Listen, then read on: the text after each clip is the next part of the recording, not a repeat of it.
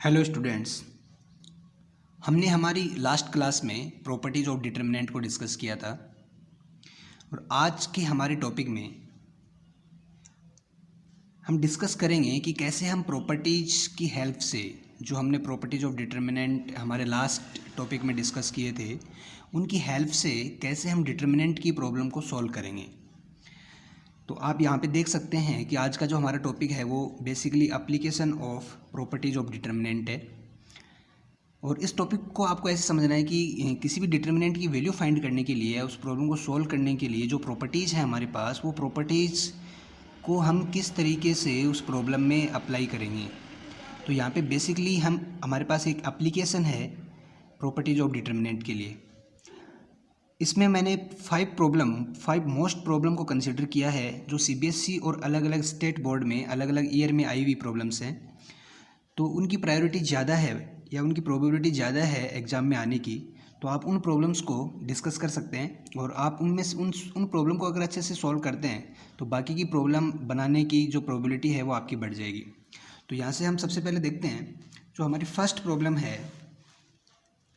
तो आपकी first problem है कि प्रूव दैट ये हमारे पास एक डिटर्मिनेंट है 1x square 1y square 1z equals to, ये हमें प्रूव करना है x minus Y Y minus Z Z minus X. तो सबसे पहले मुझे इस प्रॉब्लम को सॉल्व करना है। अब ऐसी प्रॉब्लम को सॉल्व करने के लिए हमें क्या करना है, तो आप देख सकते हैं कि आपकी कोशिश ये होनी चाहिए कि जो हमें प्रूव करना है उस प्रूफ में जो जैसे x माइनस वाई है y माइनस जेड है, तो वो मुझे इसमें एलएचएस को जब मैं सॉल्व करता हूँ तो वैसा मुझे ऑपरेशन अप्लाई करके बनाने की कोशिश करनी है। तो या फिर जो मेरे पास नंबर्स हैं उन नंबर में मुझे मैक्सिमम जीरो बनाने की कोशिश करनी है कि किसी भी रो या कॉलम में अगर मैं मैक्सिमम जीरो बना पाता हूँ तो फिर मैं उस डिटर्मिनेंट को एक्सपेंड कर सकता हूँ या मैं उसको ओपन करके क्वेश्चन को मेरे सॉल्व कर सकता हूँ। तो यहाँ पे अगर आप देखते हैं तो इसकी जो C1 है आपका, इस C1 में आपके 1 1 1 है। तो आप यहाँ से देखें तो इस पार्ट में हम जीरो बना सकते हैं। तो यहाँ पे इजीली मैं जीरो बना सकता हूँ। देखो इसमें से ये अगर मैं ये सबट्रैक्ट करता हूँ तो ये पार्ट आपका जीरो हो जाएगा और इसमें से ये सबट्रैक्ट करता हूँ तो x minus Y X square minus Y square, तो x माइनस वाई भी फॉर्मेट मेरे पास है। सेकंड आप क्या करने वाले हैं कि इसको जीरो बना सकते हैं तो इसमें से ये माइनस कर सकते हैं। तब आपने ऑपरेशन अप्लाई किया है किस में, तो सबसे पहले आपने ऑपरेशन R1 में अप्लाई किया है। तो R1 में आपने क्या अप्लाई किया, R1 में R1 माइनस R2, यानी इसमें से ये माइनस किया आप तो 1 माइनस 1 ये zero, X minus Y X square minus Y square, ये आपका फॉर्मेट है। सेकंड आपने R2 में भी ऑपरेशन अप्लाई किया है कि इसको भी हमने जीरो बनाया। तो इसमें आप R2 में अप्लाई किया आपने R2 माइनस R3, तो R2 माइनस R3 इसमें से ये माइनस किया तो 1 माइनस 1 ये देखिए again zero, Y minus Z और y square minus z square. और जो थर्ड रो है आपकी वो सेम है, उसमें हमने कोई चेंज नहीं किया, तो वह 1 जेड जेड स्क्वायर। अब यहाँ से आप देख सकते हैं कि ये जीरो एक्स माइनस वाई और ये जो फॉर्मूला आपका, तो इसको हमने ओपन किया X plus Y X minus Y. Same ये जीरो वाई माइनस जेड, इसको अगेन हमने फॉर्मूले को अप्लाई किया है Y plus Z and Y minus Z. ये 1 जेड और जेड स्क्वायर ये आपका सेम है। इसके बाद आप देख सकते हैं कि ये हमारे पास प्रॉपर्टी है कि ये कॉमन है X minus Y X minus Y. तो R1 में आप देख सकते हैं कि एक्स माइनस वाई जो है एज ए कॉमन हम कंसिडर कर सकते हैं। तो हमने taking common x minus y और y minus z from R1 and R2, तो ये जो R1 और R2 है इससे हमने एक्स माइनस वाई और वाई माइनस जेड को कॉमन लिया। तो यहाँ से हमने एक्स माइनस वाई और वाई माइनस जेड को यहाँ से कॉमन लिया। तो इस रो में से हमने एक्स माइनस वाई को कॉमन लिया है, R2 में से हमने वाई माइनस जेड को कॉमन लिया है। तो जो रिमेनिंग है आपके पास तो जीरो जीरो, यहाँ से 1 1 और ये है हमारे पास एक्स प्लस वाई और ये है वाई प्लस जेड। और जो थर्ड रो है वो आपकी सेम है 1 जेड और जेड स्क्वायर। अब हमें इसको नेक्स्ट देखना है। तो अब क्या करना है हमें नेक्स्ट वो देखिए। तो आप देख सकते हैं कि ये जो हमारे डिटर्मिनेंट है इसमें ऑलमोस्ट हमारे पास जो C1 है आपका इसमें मैक्सिमम जीरो हैं, तो हमें इसके अलोंग इसको एक्सपेंड कर देना है। तो आप C1 के अकॉर्डिंग इसको एक्सपेंड करेंगे, तो C1 के अकॉर्डिंग अगर आप इसको एक्सपेंड करेंगे तो आप देखेंगे इसको एक्सपेंड करेंगे तो इसके अलोंग रो और कॉलम को मैं अगर एलिमिनेट करता हूँ तो हमारे पास जो C1 है उसमें आप देख सकते हैं कि मैक्सिमम जीरो है। तो हमें कोशिश करनी है कि इसके अकॉर्डिंग हमें इसको एक्सपेंड करना है। तो C1 के अकॉर्डिंग हमें इसको एक्सपेंड करना है। तो C1 के अकॉर्डिंग हम जब इसको एक्सपेंड करते हैं तब हमारे पास एक्सपेंडिंग अलोंग विद C1 हमारे पास x minus Y Y minus Z ये ऑलरेडी है और C1 के अकॉर्डिंग हम अगर ओपन करते हैं तो जो स्टार्टिंग जो एलिमेंट है 0 0 उनको हम कंसिडर नहीं करते, डायरेक्ट हमने 1 लिया। अब आप देख सकते हैं कि ये जो एलिमेंट है आपका ये 3 1 है, 3 एलिमेंट है, इसका जो साइन होगा वो हमारा पॉजिटिव साइन होगा। तो इस केस में अगर हम इसको रो और कॉलम को अगर एलिमिनेट करते हैं तो हमारे पास ये एलिमेंट्स बचते हैं 1x + y 1 और y + z। बाकी जो 0 0 के साथ जो हमारे पास जो डिटर्मिनेंट है उसको हम एलिमिनेट नहीं करते हैं क्योंकि ऑलरेडी वो हमें 0 देगा। तो सबसे पहले हमने ये कंसिडर किया कि हमारे पास ये x y y z और इसको हमने ओपन किया इस तरीके से। ओपन करने के बाद इसको हमने मल्टीप्लाई किया तो ये है y + z, इसको मल्टीप्लाई किया x + y and then minus, तो सब्ट्रैक्ट करेंगे तो -x और -y। अब यहाँ से हमारे पास -y और -y ये कट हो जाता है, ये हमारे पास आता है z - x। तो इस तरीके से हमने इसका सॉल्यूशन फाइंड किया। सेकंड क्वेश्चन चेक कर दें। सेकंड है हमारे पास, if all x y z are different and x y z x² y² z² 1 + x³ 1 + y³ 1 z³ = 0 then prove that x y z = -1। हमें ये प्रूव करना है कि x और y z का जो प्रोडक्ट है वो -1 होगा। तो हमें वो केस डिस्कस करना है कि x y z -1 कब होगा। तो सबसे पहले आप देख सकते हैं कि ये हमारे पास, आप देख सकते हैं इसकी जो C3 है उसमें जो एलिमेंट हैं वो 2 टर्म में है। तो ये हमारे पास थ्योरम थी कि अगर हमारे पास कोई एलिमेंट, कोई रो या कॉलम के एलिमेंट जो अगर 2 टर्म में हों तो हम उनको सेपरेट डिटर्मिनेंट में नोट कर सकते हैं। तो 1 column element is sum of 2 term, so determinant can be expressed as the sum of 2 term. तो यहाँ पे हमें इन जो ये टर्म है इनको 2 डिटर्मिनेंट में कंसिडर करेंगे और अलग अलग सेपरेट करेंगे। तो बेसिकली आप एग्जाम्पल में, एक्सरसाइज के एग्जाम्पल या क्वेश्चन में देखते हैं कि वहाँ पे यूज़ करता है कि यूजिंग द प्रॉपर्टी 4 या यूजिंग द प्रॉपर्टी 3।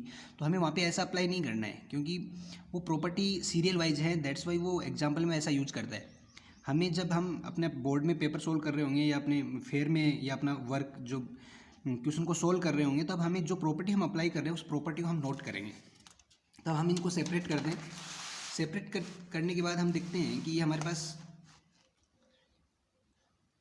एक्स अक्स, ये हम इस तरीके से उस डिटर्मिनेंट को 2 सेपरेट डिटर्मिनेंट में हमने नोट कर दिया। अब इसको सोल्व करने के लिए आप देखते हैं कि इसमें जो R1 R2 और R3 में, R1 में हमारे पास x कॉमन आ रहा है, R2 में भी y कॉमन आ रहा है और R3 में z कॉमन आ रहा है। तो सबसे पहले ही हमने यही कंसिडर किया है कि in second determinant we getting common x y z from R1 R2 and R3 respectively. तो सबसे पहले हमने यहाँ से x y z कॉमन लिया। तब आप देख सकते हैं कि ये जो डिटर्मिनेंट है वो आपके सेम है, इसमें हमने कोई चेंज नहीं किया है। और इस डिटर्मिनेंट में से आपने एक्स वाई जेड कॉमन लिया, तो ये डिटर्मिनेंट है आपकी 1x x², 1y y², 1z z²। अब आप देख सकते हैं कि इस डिटर्मिनेंट और ये डिटर्मिनेंट सेम है, बस अगर डिफरेंस है तो कुछ एलिमेंट फर्स्ट रो में है, कुछ इसमें सेकंड रो में डिफरेंट है। तो हमें इस डिटर्मिनेंट को ऐसा बनाना है। तो ये बनाने के लिए हमने देखो सबसे पहले क्या किया कि ये जो हमारे पास C2 और C3 है इनको हमने इंटरचेंज किया। और ये अगेन हमारे पास प्रॉपर्टी है, अगर किसी भी डिटर्मिनेंट में अगर हम किसी भी 2 कॉलम को इंटरचेंज करते हैं तो उसकी न्यूमेरिकल वैल्यू सेम रहती है, केवल नेगेटिव साइन के साथ साइन उसका चेंज हो जाता है। तो सबसे पहले हमने यही चेंज किया, यहाँ से C2 C3 को चेंज किया, तो 1 1 1 जो है वो हमने यहाँ पे कंसिडर किया, ये हुआ। और जो सेकंड कॉलम था वो थर्ड कॉलम की जगह शिफ्ट हो गया, लेकिन जो साइन है वो आपका नेगेटिव है। प्लस एक्स वाई जेड, इसमें हमने कोई चेंज नहीं किया। अब अगेन हम क्या करने वाले हैं, अगेन हम जो ये C1 और C2 हैं इनको इंटरचेंज करने वाले हैं। इनको इंटरचेंज करेंगे तो आप देखेंगे अगेन, अब जब हम इसको इंटरचेंज करते हैं तो इसकी वैल्यू तो सेम रहेगी, लेकिन जो साइन है वो अगेन माइनस का कन्वर्ट हो जाएगा। तो साइन ऑलरेडी हमारे पास माइनस है, तो अगेन हम जब इसको चेंज करेंगे तो माइनस माइनस आपका प्लस हो जाएगा। तो ये प्लस हो गया और ये 1 1 एक्स वाई जेड इस तरीके से आपकी डिटर्मिनेंट बन गई। और आप देख सकते हैं कि ये डिटर्मिनेंट और ये डिटर्मिनेंट आपके सेम है, तो ये जो है आपका पार्ट कॉमन आ गया। तो ये आपने यहाँ से कॉमन कंसिडर कर लिया। जब आपने इसको कॉमन लिया है तो यहाँ पे है 1 प्लस एक्स वाई जेड, ये आपके पास रिमेनिंग पार्ट है। तो सबसे पहले हम इसको सोल्व कर सकते हैं, और इसको हमने ऑलरेडी क्वेश्चन फर्स्ट में सोल्व किया जिसका आंसर हमारे पास x minus Y, Y minus Z और जेड माइनस एक्स है। तो उसको हमने यहाँ पे सोल्व कर लिया कि ये जो इसका जो सॉल्यूशन है वो आपका x minus Y, Y minus Z और जेड माइनस एक्स है, और ये आपके पास 1 plus X Y Z equal to 0 है। अब आप देख सकते हैं कि इसके सबके फैक्टर्स आपने कर लिए। अब इन फैक्टर को, इसका मीनिंग क्या है कि जो फैक्टर्स हैं वो इंडिविजुअल 0 के इक्वल हैं। अब यहाँ से अगर मैं x minus Y equal to 0 put करता हूँ तो यहाँ से देख सकते हैं कि सपोज दैट अगर मैं x minus Y equal to 0 put करता हूँ तो ये मेरे को x इक्वल टू वाई देगा। और x इक्वल टू वाई होने पे जैसे x इक्वल टू मैं वाई यहाँ पे पुट करता हूँ तो ये कंप्लीट जो आपका कंप्लीट जो वैल्यू है वो 0 हो जाएगा। तो उस केस में हम हमें जो सॉल्व करना है कि 1 + XYZ = 0, यानी XYZ की वैल्यू जो -1 है वो पॉसिबल नहीं होगी। यानी x = y = z पे यहाँ से अगर इसको मैं सॉल्व करता हूँ तो x = y, y = z, अगर ये तीनों वेरिएबल अलग अलग सेम होंगे तो हमें ये रिजल्ट नहीं मिलेगा। तो इसलिए जो हमारा क्वेश्चन है कि x, y, z जो है वो डिफरेंट है, तो तीनों जब डिफरेंट वैल्यू हैं तो तीनों डिफरेंट है यानी इक्वल नहीं है, तो उस केस में हमारे पास जो 1 + XYZ = 0 होगा और XYZ की जो वैल्यू है वो आपकी -1 है। तो इस तरीके से ये प्रॉब्लम आपने प्रॉपर्टीज़ को अप्लाई करते हुए सोल्व किया। थर्ड प्रॉब्लम देखिए, थर्ड प्रॉब्लम है आपके पास कि a + b + 2c a b, c b + c + 2a b, c a c + a + 2b, ये आपकी एक डिटर्मिनेंट है, जिसको सोल्व करने के बाद हमारा जो सॉल्यूशन आएगा वो आएगा 2a + b + c whole cube.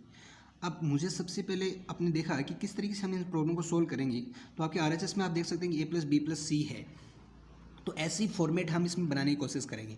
तो सबसे पहले अगर मैं ऐसी फॉर्मेट इस केस में बनाने की कोशिश करता हूँ, तब आप देखते हैं कि ये R1, R2 और R3 है, तो इनको अगर मैं आपस में ऐड करता हूँ तो यहाँ से आप देखेंगे a + b 2c 3c 4c हो जाएगा। तो इसमें से ऐसा हमें ऐसे ये एक अलग प्रॉब्लम बन जाएगी। लेकिन अगर C1, C2, C3 को अगर मैं ऐड करता हूँ तो यहाँ से देखिए a 2a b b 2b, तो ये फॉर्मेट मेरे पास बनता है। तो सबसे पहले मैं यहाँ पे क्या अप्लाई करने वाला हूँ कि C1 जो ऑपरेशन है उसमें C1 + C2 + C3 अप्लाई करने वाला हूँ। तो जो हमारा जो फर्स्ट ऑपरेशन है, तो सब ऑपरेशन फर्स्ट आपने क्या कंसिडर किया है यहाँ पे कि C1 में आपने ऑपरेशन लगाया है कि C1, C2, C3 तीनों को आपने ऐड किया है। तीनों को जब आपने ऐड किया तो ये आपके पास बनता है यहाँ पे कि 2a + 2b + 2c, 2a 2b 2c, ये आपका सेम बनेगा, इसमें कोई चेंज नहीं है। इसके बाद नेक्स्ट क्या किया आपने, यहाँ से 2 कॉमन लिया आपके पास, तो ये फॉर्मेट बनता है आपके पास। अब आप देख सकते हैं कि C1 में ये 2a + b + c एज ए कॉमन ले सकते हैं, तो taking common 2a + b from C1, तो कॉमन लेने के बाद आप देख सकते हैं कि आपके पास क्या है। तो जैसे आपने यहाँ से कॉमन लिया 2a + b + c, तो ये फॉर्मेट बना आपके पास 1 1 1, और ये फॉर्मेट आपके पास बनता है। अब ऐसी प्रॉब्लम को सोल्व करने के लिए आपके पास फर्स्ट स्टेप क्या होगा कि यहाँ पे हम कोशिश करेंगे कि मैक्सिमम 0 पुट करें, मैक्सिमम 0 बनाने की कोशिश करेंगे, और इसको 0 बनाना हमारे लिए बहुत आसान है। इस पार्ट में से इसको मैं माइनस कर सकता हूँ, और इसमें से इसको मैं माइनस करने के बाद यहाँ पे मैक्सिमम मैं 0 बना दूंगा। तो 0 बनाने के लिए मैंने क्या किया, मैंने ऑपरेशन R2 में अप्लाई किया।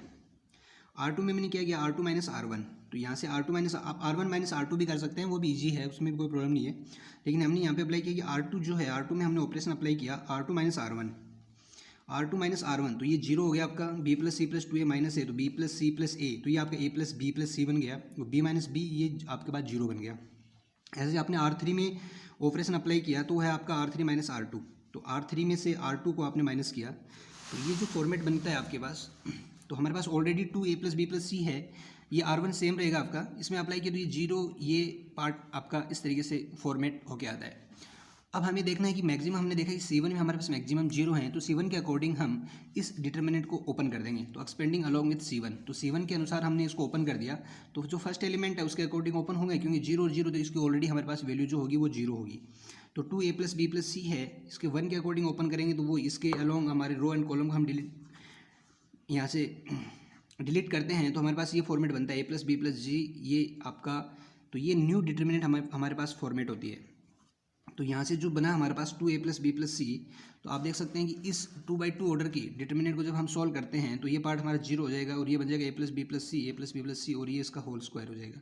ऑलरेडी हमारे पास 1 है, तो ये आपके पास आपका सॉल्यूशन है। तो इस तरीके से नेक्स्ट प्रॉब्लम को हम डिस्कस करते हैं। नेक्स्ट प्रॉब्लम है आपके पास prove that a + b a + 2b, तो इस तरह की जो प्रॉब्लम है वो इक्वल टू है 9a + b b²। अब हमें RHS सॉल्व करना है, तो RHS में आप देख सकते हैं कि आपके पास a + b है, तो ऐसा फॉर्मेट हमें इसमें LHS पार्ट को लेते हुए सॉल्व करना है। तो सबसे पहले हम चेक करेंगे कि ऐसा कहाँ हमारे पास बन रहा है कि किसको ऐड करने या सब्ट्रैक्ट करने से ऐसा होता है। तो अगर मैं देखिए, ये मेरे पास R1 है, R2 R3 C1 C2 C3, तो R1 में अगर मैं अप्लाई करता हूँ तो 1 2 3 3a + 3b ऐसा कुछ बनता है। इसमें भी मेरा 3a + 3b बनेगा, और यहाँ पे भी मेरा 3a + 3b बनता है। या फिर आप C1 में भी अगर अप्लाई करते हैं, तो जैसे C1 में आप C1 C2 C3 को ऐड करते हैं तो 1 2 3 3a और 3b बनता है, तो सेम है। तो चाहे आप इसमें रो या कॉलम किसी में भी अप्लाई करें, ऑपरेशन आपका सेम रहेगा। तो हमने ऑपरेशन अप्लाई किया R1 में, और R1 में हमने क्या किया कि R1 में R1 + R2 + R3 तीनों रोज को ऐड कर दिया। तीनों रो को जब आपने ऐड किया तब आपके पास ये फॉर्मेट बनता है कि 3a + 3b 3a + 3b, ये फॉर्मेट बनता है। R2 और R3 आपका सेम है। अब हमने देखते हैं कि यहाँ पे 3 हमारा एज ए कॉमन आ रहा है, तो a plus b a plus b a plus b a बनता है। और आप R1 में देखेंगे कि 3 a plus b as A common है, तो taking 3 a plus b common from R1, तो कॉमन लेने के बाद जो हमारी नई डिटर्मिनेंट बनती है वो डिटर्मिनेंट आपके पास ये है। तो ऐसी डिटर्मिनेंट बनती है। अब यहाँ पे 1 1 आने के बाद आपका जो सबसे स्ट्रॉन्ग पार्ट है कि हमें इसमें मैक्सिमम जीरो बनाने की कोशिश करनी है, और वो जीरो हम यहाँ पे इजीली बना सकते हैं कि इसमें से इसको माइनस किया, इसमें से इसको माइनस किया, और हम इजीली बना सकते हैं। तो C1 में हम अप्लाई करेंगे C1 माइनस C2, C2 में अप्लाई करेंगे C2 माइनस C3, तो यहाँ पे मैक्सिमम जीरो हो जाएगा अपने पास। तो हमने यहाँ पे जीरो बनाने के लिए अगेन हमने ऑपरेशन अप्लाई किया। तो बाई ऑपरेशन C1 में अप्लाई किया हमने C1 माइनस C2, और C2 में अप्लाई किया C2 माइनस C3, तो ये हमारे पास बनता है 3a प्लस बी, इसको माइनस किया तो जीरो, और यहाँ से देख सकते हैं C1 माइनस C2, तो C1 माइनस C2, तो 1 minus 1 zero, a plus 2b में से माइनस a किया, तो ये बन गया हमारे पास a से a कट हो गया 2b, a plus b minus a minus 2b, तो a से a कट हो जाएगा b माइनस 2b यानी माइनस b।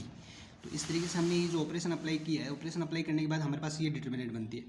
आप देख सकते हैं इसमें रो R1 में आपके मैक्सिमम जीरो है, तो इसके अलोंग हम इसको एक्सपेंड करेंगे। तो एक्सपेंड करने से पहले आप देख सकते हैं कि C1 और C2 में आपके पास B कॉमन है, तो C1 और C2 में से C1 में से भी आपने B कॉमन लिया, C2 में से भी आपने B कॉमन लिया, तो दोनों में से B कॉमन लेने के बाद ये हमारे पास बनता है 0 2 माइनस 1 0 माइनस 1 2, और ये आपके पास थर्ड टर्म, जो थर्ड आपका कॉलम है। तो आप यहाँ से अगेन हम देख सकते हैं ये हमारा 3a plus B B square, और अब ये हमारे डिटर्मिनेंट है। तो R1 के अकॉर्डिंग मैं इसको क्या कर दूंगा, एक्सपेंड कर दूंगा। तो एक्सपेंड करने के बाद जो हमारा रिजल्ट है 3a plus B B square 1 के अकॉर्डिंग अगर जब हम इसको एक्सपेंड करेंगे तो आप देख सकते हैं कि हमारी जो 2/2 की डिटर्मिनेंट है वो ये बनेगी 2 माइनस 1 माइनस 1 2। इसको जब आपने ओपन किया तो ये आया, और इसके बाद आपका ये आपका सॉल्यूशन है। तो इस तरीके से प्रॉपर्टीज़ की हेल्प से आप डायरेक्ट क्वेश्चन को सॉल्व कर सकते हैं। नेक्स्ट प्रॉब्लम हम देखते हैं। ये जो प्रॉब्लम है आपके पास ये CBSE भी 2015 में है, और राजस्थान RBSE में भी 2017 में आई हुई है, तो काफ़ी इंपॉर्टेंट प्रॉब्लम है और काफ़ी ईजी है। आप देख सकते हैं कि prove that x plus 4 2x 2x 2x x plus 4 2x equals to हमें ये प्रूव करना है, या फिर आप देख सकते हैं 5x plus 4 x minus 4 whole square, ये हमें प्रूव करना है। अब हमें अगेन हमें यही देखना है कि RHS में ऐसा क्या पार्ट है कि हम फर्स्ट ऑपरेशन में वैसा बनाने की हम कोशिश करेंगे। यहाँ पे देखिए हमारे पास 5x प्लस 4 है, क्या हम इनको R1 या C1 के अकॉर्डिंग रो या कॉलम के अकॉर्डिंग कोई ऐसा ऑपरेशन जिसको ऐड करने से हमारे पास ऐसा बनता है। तो आप देखेंगे अगर इनको मैं R1 में अगर अप्लाई करता हूँ कि R1 में मैं R1 plus R2 plus R3 करता हूँ तो 2x 2x 5x प्लस 4, तो यानी R1 में अगर मैं ऑपरेशन अप्लाई करता हूँ तीनों को अगर मैं ऐड करता हूँ तो आप देखेंगे कि आपके पास फॉर्मेट निकल के आता है। तो R1 में आपका 5x प्लस 4 5x प्लस 4 और 5x प्लस 4 बनता है। R2 और R3 में हमने कोई ऑपरेशन अप्लाई नहीं किया तो वो सेम रहेगा।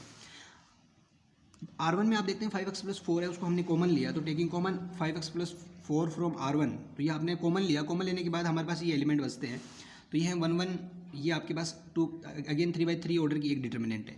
अब अगेन आप देखेंगे कि इस पार्ट में R1 में आपके पास मैक्सिमम 1 1 1 है, तो इनको हमें जीरो बनाने की कोशिश करनी है।